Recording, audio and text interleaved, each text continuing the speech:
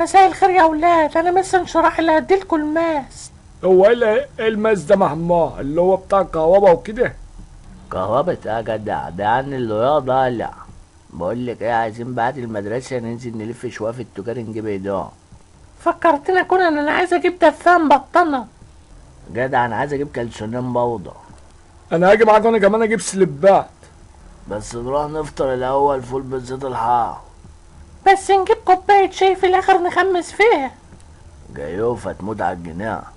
هو يعني انت اللي فايز محمود ما انت ناحو. طب مش يلا بقى عشان نلحق اليوم من اوله. بس هنركب بقى ميكروباص عشان نلحق.